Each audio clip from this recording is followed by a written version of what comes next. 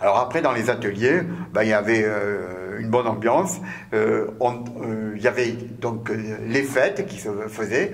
Et puis, malgré que c'était très strict, on n'avait pas le droit de rentrer et de sortir n'importe quoi dans l'usine. Il y avait beaucoup de contrôles.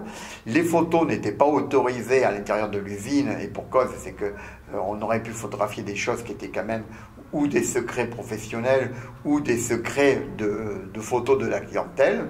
Et de même qu'il fallait surtout faire attention à ce que les photos des clients, il n'y ait pas des copies qui sortent de l'usine. Il y a eu, je raconte encore une petite anecdote, mais c'est vrai qu'il y a eu dans les années 64-65, il s'est trouvé qu'à l'époque, les photos qu'on appelle pornographiques étaient absolument interdites. C'est-à-dire que même les journaux, on ne voyait jamais une femme nue, même montrer des fesses ou montrer une poitrine, c'était pratiquement interdit dans les journaux. Il faut savoir que là-dessus, il y a eu une grande évolution. Et donc, il arrivait qu'il y avait des clients qui faisait, l'homme voulait avoir un souvenir de son épouse toute jeune, et puis il photographiait son épouse nue. Il y avait aussi des gens qui faisaient du naturisme, et qui se retrouvaient aussi à avoir des photos, où ils se retrouvaient nus sur les photos. Et puis là-dessus, il y avait même des photos qui allaient jusqu'à de la pornographie, mais qui étaient personnelles, c'est-à-dire que les gens se faisaient leurs propres photos, et naturellement, on trouvait ça nulle part ailleurs. Et puis, Kodak n'avait pas le droit de tirer ces photos. C'est-à-dire qu'il y avait des contrôles.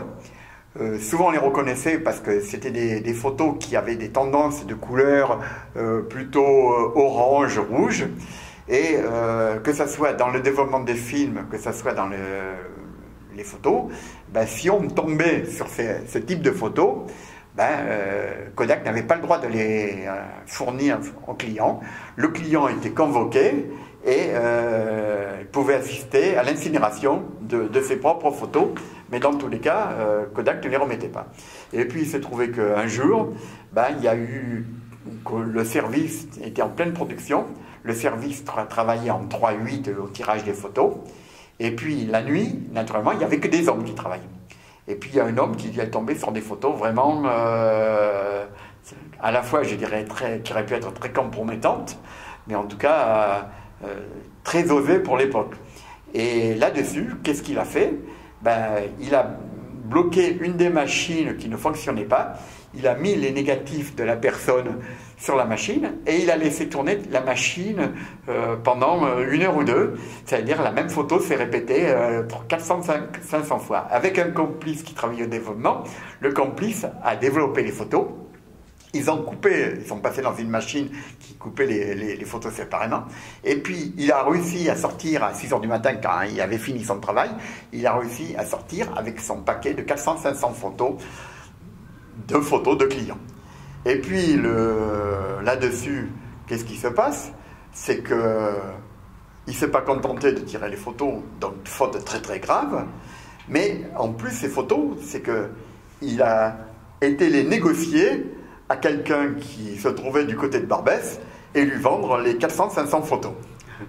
Et la personne achète le paquet de photos, et qu'est-ce qu'il trouve le moyen de faire? C'est qu'il se trouve qu'il essaye à vendre ses photos sous le manteau du côté de Pigalle le soir.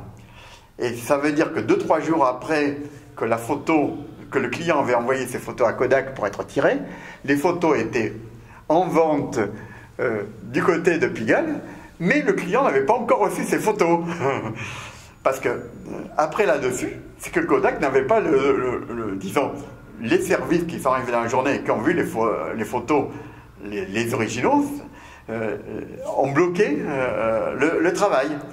Et on envoyait ça au commercial qui envoie une lettre au client en disant vos photos, on ne peut pas vous les fournir. Mais il se trouve que quelqu'un qui travaillait rien à voir avec Kodak, qui travaillait, je dirais, dans une entreprise quelque part en région parisienne, reçoit disons, des ingénieurs étrangers qui venaient visiter leur usine, et le soir, ils les amènent où? Ils les amènent faire un tour au Moulin Rouge.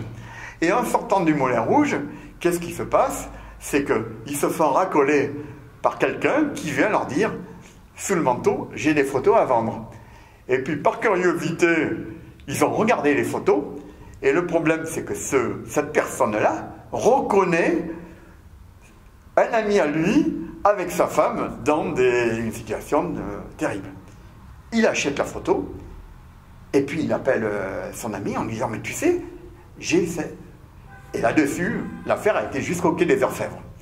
Ça fait un boom terrible. On s'est retrouvé avec une trentaine de policiers qui sont venus enquêter dans l'usine, vérifier tout ce qui se faisait. Et naturellement, le chef du personnel s'est retrouvé pendant 3 jours en garde à vue, étant le responsable au quai des Orfèvres à Paris. Donc une affaire qui a fait le tour de l'usine. Il y en a eu plusieurs affaires, je dirais qu'on pourrait raconter, mais cette affaire-là, bon, c'est vrai. Et après ça, Kodak a été très vigilant jusqu'au moment où dans les dernières années, c'est vrai qu'avec l'évolution et tout, maintenant, les dernières années, on ne contraignait plus du tout ce type de photos et systématiquement, elles étaient renvoyées chez le client. Et puis aussi, le personnel savait très bien qu'il ne fallait pas s'amuser à sortir les photos de l'usine qui appartenaient au client.